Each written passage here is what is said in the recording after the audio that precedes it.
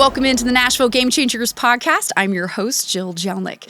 Hockey season is officially here in Nashville. The Predators open up the new season, the 2025-2026 season, October 9th against the Columbus Blue Jackets at home. And let's be honest, you can't have a Nashville Predators season without the voice of the Preds, the one and only Pete Weber joining us on the show today. Pete, I'm so excited you're here. You obviously will hype up the new season. Yes. But thank you so much for taking the time before you get going with your busy schedule to come join us on the show. Thank you for the invitation, Jill, number one. Very glad to be here. And I better take a little bit more of this Powerade to lubricate the throat. Am I getting choked up already just being here? That's excited. Right. Because you know where this overwhelming. where this is going as well. I have to lead off. Obviously, we'll talk about the Preds. We'll talk about the impact you've had on this city, on this team. But first, congratulations are in order. It was just announced you were inducted into the Preds Golden Hall for the class of 2025. You and your buddy Terry Crisp. Congratulations, my friend. Well, thank you. And on behalf of Terry, I thank you for that as well. We had a great 14, 15-year run together, and it was so much fun working with Terry that I feel like I still am, and we only talk every day. So that's all there was from that little teaming together. Thanks to Jerry Helper, who was our director of communications. He knew me from my time with the Buffalo Sabres, knew Terry from his time with the Tampa Bay Lightning. He thought we would mesh. Boy, was he right. And the rest is history, right? Yes. Yeah, talk about a dynamic duo. And the Preds Golden Hall, relatively new because they just had the inaugural class last year, and you and Terry, the fourth and fifth members, you get to join, just a couple former Preds and David Poyle, Pekka Rinne, and Shea Weber. Not a bad company to be in, right? Not bad. And just to clarify for you, Jill, Shea and I are not related other than by the game of hockey. Other than by the game of hockey, yes. Two Webers that the Nashville Predators are very fond of, that we are all fond of. But congratulations. That's a great way to run into the new season, right? Is it ever? And what a surprise/shock it was when we found out, thanks to Pekka Rinne just popping in between Terry and me while we thought we were doing commercials for Pete and Terry's bar down at Bridgestone Arena. Is that how they surprised you? Yes. Oh my gosh, please tell me. What was going through your mind? Well, I can't really get into that because that would be maybe somewhat profane. But what was going through my mind when Pekka came out was, number one, wait a minute, he's wearing his gold blazer. There's something going on here. And Terry was looking at the same way. So Terry goes, well, big fella, what's going on? And that's how we found out. Did it cross your mind something could be wrong? Pekka's here in his gold blazer. So something is not right? Well, no, just the fact that Pekka was in town for training camp. Yeah. That made it a lot easier to accept. Yeah. When Pekka gave you the news, obviously, I'm sure you and Terry were ecstatic. Did you take a moment to let it sink in? When did it really hit you? When we finished. Yeah, it couldn't sink in then. I mean, I'm not one of those people that can sink through this skull easily. Even though my skull was opened surgically a couple of years ago to put a shunt in, that still is not easily penetrable. So that's the way it happened. You, just like athletes, broadcasts are similar. You never, ever have in your mind, correct me if I'm wrong, that, one day I'm going to make it into the Hall, or that's ever a goal for you. But to be able to now continue what you're doing as the voice of the Predators and also be inducted into the Golden Hall, how would you describe that moment in your journey? It means so much to me. This is what my wife said, this is your third Hall. I said, okay, yeah. But one was Buffalo baseball, one the other Buffalo broadcaster. So this is actually the first one here in Nashville. And I've spent more time here even than the 20 years I did in Buffalo. So that is more like an affirmation that whatever I've done here, I must have done right. It's kind of hard to believe that you were actually with another team other than the Nashville Predators, because you've been with the Preds since their inception, 98. Yes. This would make it year 28 for you? It's difficult to calculate because of the year we lost to the lockout. Ah, okay. So years and then seasons. Those two differ. Yeah, yeah. What would you call this for you? This would be 27. 27. Did you ever think you'd be with the Nashville Predators for 27 years? No, as elderly as I was when I came here, I didn't think there was any way in heck that would happen, for certain. I mean, this has been a great deal of time for me, and I really became familiar with Nashville. This is from my baseball days. My first time in Nashville was for the 1983 winter baseball meetings at Opryland, when Opryland was not as big as it is now, but when they still needed to give you, what if we had them then, a GPS device to find your room or to find your way around. And because of baseball, I came here for the very first time and then came back. Buffalo and Nashville, the Sounds and the Bisons were in the same league for a long time. So my first working trip here came in 1985. 1985. I bet Nashville looked a lot different back then. Yeah. It looks a lot different from my first week here, I got to tell you. Yeah. Would you even call it a sports city back then? Because you didn't have the Titans, right? No. They were still the Houston Oilers. Right. You didn't have the Predators.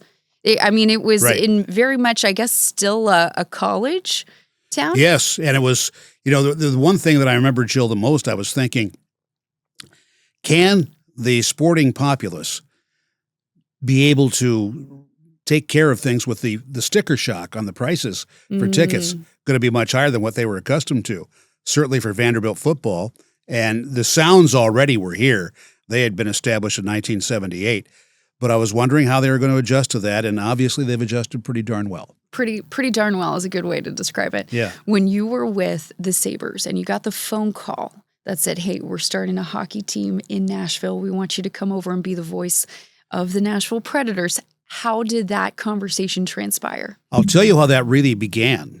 I was upstairs in my home office in Kenmore, New York, and read this thing off. Remember Prodigy Sports? Was that it was online? Early online. Yeah, because if my wife, Claudia, had picked up the phone, I would have lost my connection. But but there was this thing. The NHL is provisionally awarding franchises to 4 markets: Nashville, Atlanta, Columbus, and Minneapolis, St. Paul. So I called downstairs to Claudia and goes, now, her family, for many years, had been in East Tennessee and Knoxville. So I said, how much easier would holidays be if we were in Nashville rather than Buffalo and that 11 or 12-hour drive that entails? And she said, go for it. So I found Craig Leopold, the founding owner of the team, online with Rain Fair in Racine, Wisconsin, and FedExed my stuff to him the next day, just followed up for the next year, came here to the Predators' offices, such as they were at the time, then in the Nashville Arena, as it was called at that point, and did an interview, and within about 3 weeks, or the summer of 98, I got the call. And your first game was October 10th. Yeah. So wow. I was here. The first day of the first training camp was September 12th. Okay. Yeah. And did Nashville have a hockey rink even then? Where they were building it, they were getting it ready, Nashville but they didn't Arena have was it ready. going in. Okay. No, they had the U.S. Figure Skating Championships in there the year before. So we knew the ice plant worked and all that. But it was, if you were to look at a time-lapse photography of how the rink appeared at that point in time to today, there is no comparison. You have such a unique perspective because you were in the driver's seat from the inception of this hockey town to now what it is now, Smashville. Something I always wanted. I always wanted to be in on the birthing of a team. That was always in the back of your mind? Yes. How come? Because I knew that I would be able to kind of like write my own ticket, be able to direct the way things play out a little bit. Yes, there's going to be people above me to be certain, but that was the way I wanted to do. I wanted to be part of the beginnings, and it's been very edifying. I have to imagine, especially because there's no question Nashville was not a hockey town or a hockey city, or probably even knew how to handle a hockey team. What are some of your early memories from Nashville becoming a hockey city and welcoming this team? I remember opening night, October the 10th, and like you say, you have no preconceived notions of what might happen or will happen. But before the opening face-off against the Florida Panthers, en masse, standing ovation from the crowd. lower bowl and upper bowl. And that's how happy they were to greet this new sport in town, where prior to that, they might have thought that icing was something you got at a bakery. And those are the sorts of things. And then I got the most common question early on was, why do you guys have 2 halftimes? Oh, okay. The intermission periods. Okay, right. Yes, that's funny. Okay, icing and intermission. Got it. That makes sense. Right. Yeah. And changing on the fly. Yeah. That was, I think, probably fascinated some of the people watching very closely what was going on. Yeah. Yeah. Did you notice in your broadcast that you found yourself maybe going into a little bit more of a explanatory description, right? Yeah. You have to do that with radio anyways. You were, and Pete, correct me if I'm wrong, you were also had a long time on TV when you came over. We simulcasted for the first 12 years. That's what I thought. Okay, so you had to keep in mind both audiences, which is not easy. It's not, but how did I benefit from earlier experience? When I was with the LA Kings, now we didn't do a lot of television, but we did 25 simulcast games a year.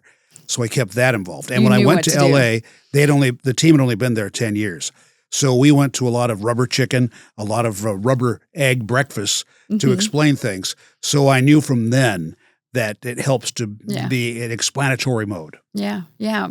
What about the catfish? I have to know, at what point did the catfish enter the history of the Nashville Predators? That was helped by the rivalry with the Detroit Red Wings. The Detroit Red Wings for years, going back to the early 50s, there was the Cusimano Brothers Fish Market in Detroit. And when the Red Wings were then going in their early championship runs, you needed to win 8 games to win the Stanley Cup, 2 playoff series. So someone came up, I think is a brilliant idea, of the octopus with the 8 tentacles and throw that out on the ice for good luck. Okay, Nashville didn't want to be superseded by Detroit, especially with the people that had come down here from in the 2 automaking plants that we had in Middle Tennessee. And so they said, we got to get something that is more specific to Tennessee. So catfish is what came up. And the people who have brought them in, they have taped them with cellophane to their bodies, and they wanted to throw them early because you didn't want to hold on to the catfish that long. No. So, you wanted to get rid of it so you could enjoy the game. Yes. And there was one guy one night in Detroit who was just wearing his yellow rain slicker, had the catfish inside, walked down behind the penalty box. Predators were getting blown out that night, 6-0 or 5-0, and he was disgusted. So he threw it over the penalty box onto the ice and turned around and said, okay, take me out of here. Yeah. And he did. Not quite as much as it was in the Stanley Cup Final in Pittsburgh when a fan was arrested a Nashville fan was arrested in Pittsburgh for throwing the catfish on the ice there. Oh, wow. I don't think I realized that. That was, when they were away in that Stanley Cup Final. Wow. Okay, so you have someone arrested. You have octopus, which led to catfish. Right. And that was around when did that start happening? I'd say it was probably because we played Detroit 8 times a year in the early days. And now they're in a different division. But we had so many times where Detroit fans would come down. And we had also a hybrid fan thing there called Pred Wings. They were from Michigan, but had moved here and became Predators fans. But when the Red Wings came in, they had a difficult time trying to decide which team they were going to back. So the Pred Wings came out of all of that. And then I would say in the second year or so, catfish began to fly over the glass onto the ice. That soon, that early in the franchise history. And one of the best stories about that was one of the ladies on the ice crew who would come out to pick up the catfish if necessary was bet, I think, $100, maybe $200 by her brother that she wouldn't dare, when picking the catfish up, kiss it. She did. She got the payout. Okay, and that's where the kissing the catfish comes in. Now we see, people drink beer from it. Yes. Oh, my goodness. Mr. Lewan has been most prominent doing that. Taylor Lewan did a really good job drinking from that catfish, set a new trend. So that happened well before the Stanley Cup Final. Yes. But there was a lot that happened between the start of the franchise to getting to that Stanley Cup Final in 2017. At what point did you start to see the franchise really take off and get close to potentially going to the Stanley Cup Final. Well, it took many years to win a playoff round, and that didn't occur until 2012, and that was when they knocked off the Detroit Red Wings, which was almost like a passing of the torch. There is a classic handshake line picture of Shea Weber shaking hands with the Red Wings captain, and that was like the absolute time where you realized something could happen here. But it wasn't that year that they made it.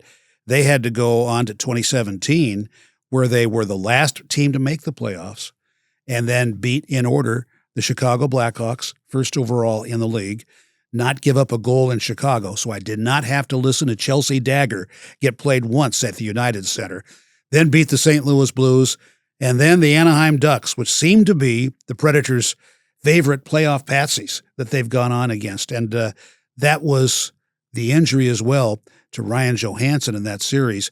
So he wasn't able to participate in the final. And it was a interesting final series still. As then coach Peter Laviolette said, they finished 62 minutes away from the Stanley Cup. So they lost in Game 6. Yeah. Looking back at that Stanley Cup run, what is one of your favorite moments? Just seeing downtown Nashville, because that was also the time of the CMA Fest.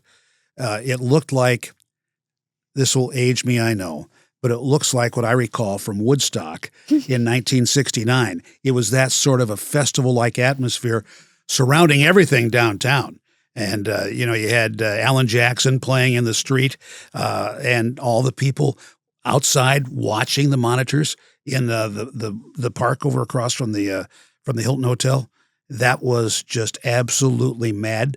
And it was so many of my friends coming in from around the league to cover that final that made it really special. And such a difference from when you first stepped foot in Nashville and the franchise had just started. Is it kind of crazy to see how far Smashville has come? It is crazy to see that, but I'm prepared for crazier yet. That's a good answer, Pete. Yep. That's a good answer. You also, of course, Stanley Cup Final was in the height of Pekka Rinne. Yes. Yes, and just not only obviously a incredible athlete and goalie, but a wonderful person. I'm so lucky I came to Nashville in time to cover the back end of his career. Okay. What was it like being able to cover games for his journey? Being around him, and for that matter, Thomas Vokoun as well.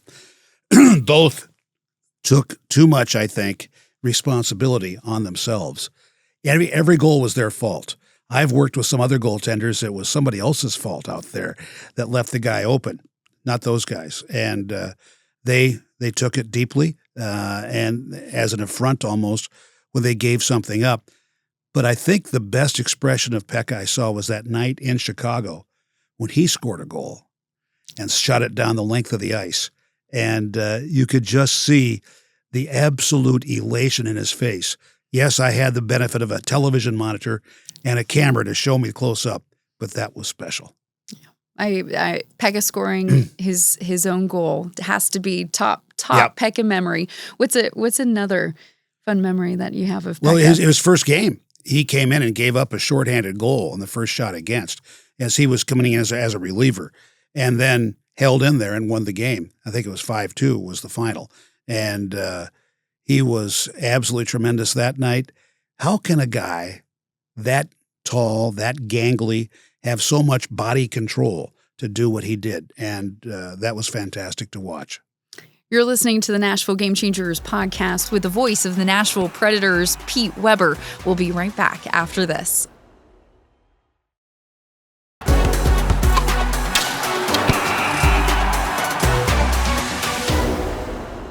Pete, obviously Pekka, Golden Hall member, one of the best players for the Nashville Predators. You've also been able to cover so many other Nashville Predators. What are some of your other memories when it comes to the Preds greats? Paul Correa. He had a choice. He was a free agent. He chose Nashville. The Predators didn't really pursue him. They answered a telephone call from his agent, Don Baisley, and they told him that he was interested in coming here. And you got a guy who had been a 40-goal scorer already, taken his team in Anaheim to the Cup Final in 2003, and he wanted to come here. And that was, well, he was the first guy to score a point a game for the Predators. And that was a true revelation to see him, and he played the game at warp speed. Mm-hmm. He was always at warp speed. And we just had, when he came here that first year, it was just after the lockout, and he was, as it goes, a shootout specialist. And the shootout was just put in when he came in. And the first shootout, he scores against his former team, the Ducks, and it was on from there. If you could compare Paul's style to someone on the Predators today, who would it be? Philip Forsberg. Speed, great hands, yeah, and highly creative. Yeah. Forsberg has been such an electric player for the Preds. He's been with Preds for so long since he was first drafted. And the trade, that was a classic trade deadline maneuver. He was dealt, the trade deadline was like 3 p.m. Central. And I believe the trade was consummated at 2:59:50 with the Washington Capitals to get him here. 2:59:50. Yes. 10 seconds to spare. That's right. That's right. And so you get in the line, and it has to be processed at the league office, but it goes through. And a very skinny young Philip Forsberg came here and scored a goal early, and I believe it was against Detroit. And he was just somebody special. When he decided he had to get stronger to play in this league, he began to perfect what we call the reverse hit, where somebody would come over after him and he would back into them and send them slammed up against the wall. He learned a lot, and then his shot, you can't judge where he is going to shoot it, and that's what the goaltenders have the greatest difficulty with. His release can change according to what the situation demands. He's so much fun to watch, an incredible player, and you watch his smile. Yes, you can tell he's having fun too with his mustache. Yeah. Yes, the Forsberg stash. He has continued to set records for the Predators the last several years. Really looking forward to what he does this year. This team this season, very familiar in terms of a lot of players coming back from last year. We still have Steven Stamkos coming back. Obviously, Roman Jossi's healthy now. Forsberg. Jonathan Marchessault. You have the core group that is back from last year. But angry about the way they finished last year. Chip on your shoulder, right? Yes. How could this team not have a chip on their shoulder? How would you describe this group to the fans that's coming in to start this new season? Kind of like it was with the Buffalo Bills, who I covered for 4 years. Mm-hmm. They want to show the people that their opinion of them is wrong. Mm-hmm. And that, I think, is what it is. The chip on the shoulder, show people you're wrong, and then go out and do it. And it's easier said than done. Oh, right? yeah. Always easier said than done. Right. But they've also made some tweaks and adjustments to the system. Head coach Andrew Brunette back, and he even said himself, listen, we had numerous conversations with Barry Trotz, general manager. We've adjusted a lot of different things. How much of that is going to show day one, we'll see, right? Yeah. But I think one of the biggest keys that the players mentioned during training camp, starting fast. How important is that for this team? Well, because last year showed what happens when you start slow, when you start with a 5-game losing streak. And they know they want to get out to a good start this year to give them a little breathing room, to be certain. And that's going to be fun to watch as it all plays out, because you don't know. They say it was a great game on paper, but you got to play it on ice. And let's see how that works out. And that's across the board with all sports, yes. Right? Like you could look at a roster and say, wow, a lot of big name players. Yes. And that's what we did last year in 2024. And that's what we said, oh man, this is a team that looks like they could be Stanley Cup contenders. But unfortunately, it just never transpired for them. Not at all. And, you bring in 2 40-goal scorers. Mm-hmm. They didn't get to 40 and finished, 30th in the league in goal scoring. Yeah. Nobody figured that. No. But I think there's something to be said for not only having a chip on your shoulder, but resetting. This team desperately needed a reset. I think head coach Andrew Brunette would argue he needed a reset. And Barry Trotz has full confidence in this team that they can do a 180 compared to last year. I'm just hoping that Nicholas Hay gets back sooner rather than later, because that was a big off-season addition to the blue line core. So as my buddy Crispy would tell you, we need some big, mean guys. They're back on the blue line who can clear out the front of the net. Big, mean guys, big, mean blue liners. Yes, I'm just paraphrasing. And then, yes, of course. And then also, how about a healthy Roman Josi? I think we definitely saw the back end of that season after he was out with a head injury, which we now know was diagnosed with POTS. Yes. We didn't know it at the time. He had the head injury in the game in February. I'd never even heard of it before. I had to look it up myself. Oh, gosh, here we go. You ready? Pete postural. Yep. Orthostatic. Yes. Tachycardia syndrome. Tachycardia, yes. Oh, actually, I nailed that. You did. I learned what that was, and the biggest thing, my takeaway is actually you can continue to perform and play athletically. Katie Ledecky, yes. Olympic swimmer, has POTS, and so as long as you are getting that medication and treatment and you're understanding your symptoms, you can continue to perform. And I had a great conversation with Roman about it at training camp, and I said, "Hey, how are you feeling?" And he said, "I'm great. Like I'm feeling great. I'm ready to go." And I said, "Do you have to monitor? Do you have to change your approach or anything?" And he said, "No, not necessarily. I need to continue my treatment." And he is taking medication for it, but he's training similarly. He's approaching training camp with the same mindset. So if anything, this is just a Roman Josi that's back for another year, but I think maybe is just more aware. Yes, more aware, and that's so important. You have various things I went through, what Billy Joel is going through right now, which I have the shunt since January of 23, and that has relieved the problems of, do you want me to give you a really good Terry Crisp story? Oh, yeah. Are you kidding me? We can't let you go without a good Terry Crisp story. He was telling people that what I was diagnosed with, which essentially was excess water in the brain, was zero pressure hydrocephaly is the way it's supposed to go, but he said it was hydrosyphilis. Oh, shoot. So Claudia said, gosh. He got it from a mermaid, Terry. Oh, my gosh. Yeah. Oh, my gosh. Terry was going around telling everyone he had syphilis. Okay. Yeah, that's a good Terry Crisp story. Yes, it is. Well, I'm glad you're feeling better. Yes. I'm glad you're good. This is now going to be your second year where you're doing the home games and going to take a break on the road. So that's right. That's always good. Going back to Roman Josi, how would you even describe his impact on the ice?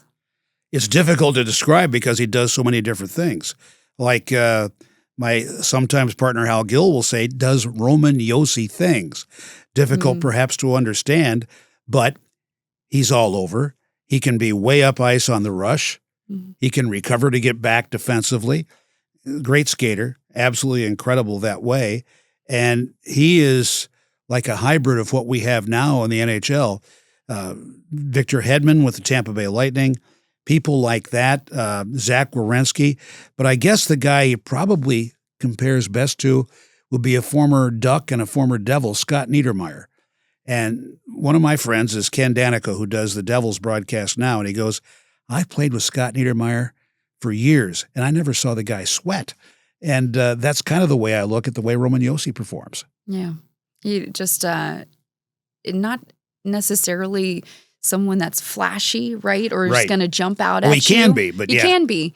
But what he does and the way he does it, very smooth. And he's been with the Nashville Predators forever. Excited he's back healthy and feeling good. You're listening to the Nashville Game Changers podcast with Pete Weber. We'll be right back after this.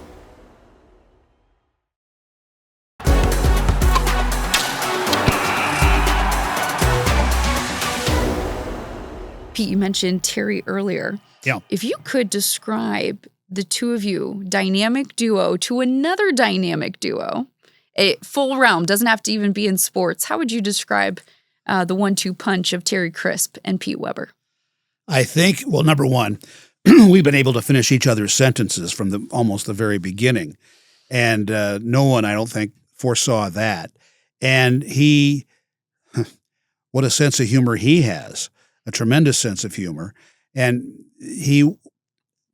together, he and I'd have to probably say the Statler brothers or Abbott and Costello. Okay. I like that one. I had a feeling you might go that direction. Yeah.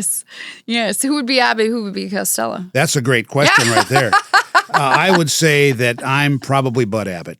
Okay, there you go. And Terry would agree he might be Costello. Okay, yep. That's fair. What is one of your favorite memories from the two of you? When we were one game in New Jersey, and Terry was furiously scrolling away, trying to telestrate a play. The only problem was he was trying to write on our monitor, our game monitor, and I had to point over the telestrators over there and do this. So then that kicked in for him. So then there was a night we were in Tampa for it was a regular season game, and the Lightning at that point in time were not the power they are now. Mm-hmm. They had gone through 3 straight seasons where they lost 50 games. And we didn't have exactly a large house on hand that night. And I said to Terry at one commercial break, he goes, "You know what I'd do, Terry, if I were the owner of this team?" He goes, "What's that?" He goes, "I would buy everybody who's still here a beer." And then, because I didn't know it, our broadcast was being carried in the suites. I heard this big roar in response to that. So, yes. So did you have to buy everybody a beer? I wasn't the owner. So. Yeah. Okay, so they got gypped out of a beer, but that's they thought for a second they had a free drink. Coming. Yeah. Yes. Oh my gosh, that's so funny. And what else? Things that I could actually sell or tell you. For public consumption. Yes, exactly. I have to be careful about that. But I'd say that there were any number of times where, we pulled a joke on Terry the first year on April Fool's night, fittingly enough. Philadelphia Flyers were in town, one of Terry's old teams for which he had played. And we decided, since we always did the open live, that night we advanced the clock a bit. So we started 5 minutes early. And I always opened the telecast, but as we did this fake open, I began to cough. And then I walked off the camera shot. And you could see the video we shot, Terry trying to grab at my belt and pull me back in. And I got away. So he comes on and he goes, "Well, the Philadelphia Flyers are in town tonight, and they have a whole bunch of injuries." And so then the cameraman couldn't keep a straight face. He started laughing so hard, the shot bounced up and down. So that's how that happened. But we taught Terry to always think about what was coming up. Oh my gosh. I can just imagine what was going through Terry's mind. Like, no. Right, exactly. Don't go away, Pete. Don't go away. Well, he always calls me Bubba, and that's another story.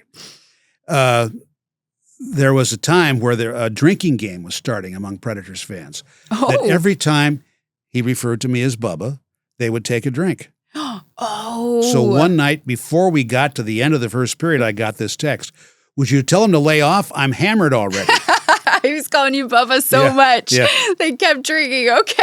That's a great drinking game. Yes. That's funny. Yeah. I love that. And that's how that kind of took off too. Yeah. That's hilarious. The two of you, man, it just the way you guys play off of each other, the chemistry, the knowledge, information. You guys do a wonderful job. When we did the Hockey 101 classes, and that was a lot of fun. We would do them, I think, every other home game before the game at about 5 o'clock or 5:30, so we could get upstairs and do our thing. But the best night might have been when the Hanson brothers were in town for Bud Light doing an appearance. They would come out, they would water ski behind the Zamboni between periods and so on. Well, Stevie Carlson I was with him with the LA Kings in 1980. And I talked to him before the game and I said, "Do you think you guys could burst into our classroom?" And I told him where it was upstairs in the arena tower and do kind of like they did in Blazing Saddles. Yeah. Where they broke into the cafeteria there on the Paramount set. And sure, no problem. And they came bursting in. We had a writer for USA Today there that night, and they made great sport of it. And it was that really woke up the class, I got to tell you. Oh, I bet it did. On a Tuesday night. I bet it did. And they will always remember that. And I bet it also helped their love for hockey. This city is so much better because of you and Terry and this team. I mean, Nashville, think about it, regionally located in the South. We have the NFL team. We're on the heart of SEC country. Yes. But somehow, over 20 plus years, this became a hockey city, and you guys have had a hand in that. Well, thank you. But I got to tell you, I think the attitude of SEC area fans has spilled over into hockey, spilled over into the NFL, and is spilling over now to Nashville SC. I was at Geodis Park for the first time the other night, and what a tremendous show they put on. Yeah. And they score now. Yeah, they score now. They actually just punched their ticket to the MLS playoffs, so that's exciting. It's a great time to be in Nashville, and that's perfect segue into our In My Opinion segment, since I could kind of hear you go off on a little rant there, Pete. What is anything you want to talk about? What is your opinion on today's world? I will address the camera directly here. Okay, folks. I've been here now on a regular basis since August of 1998. I want one change to come about. It's almost like you think your turn signal is an optional tool. No, it is not. It is something that should be used as you approach an intersection. If indeed you are going to turn, please indicate as much so I can move on, or just so I know what the heck you're doing. The turn signal is our friend. Utilize it. Brilliant. Thank you. Brilliant. Thank you. That's a first for us on the show, too. So I loved how different and unique your opinion was, but also probably shared by a lot of people here in Nashville. I know it's shared by Claudia. I know it's shared by quite a few people. Oh, my gosh. Pete, thank you so much for joining us on the show. Congratulations. Thank you very much, Terry Jill. Golden Hall, class of 2025. I believe that official induction ceremony will take place November 1st. Right. In the game that night. Fittingly enough, on a night for Terry, we're the Calgary Flames. It is the Flames. Okay, I was trying to remember what team it was. Oh, that's going to be a good one. We'll be there. And then, of course, the Nashville Predators open up the 2025-2026 season October 9th against the Columbus Blue Jackets. Don't forget that. Also, don't forget to use your turn signal. Thank you, Jill. Very much appreciated. Got you, Pete. Thanks so much for listening to the Nashville Game Changers podcast. Be sure to tune in next week for our new guest. And also, don't forget to check us out on social media and YouTube. And when you're there, please like and subscribe.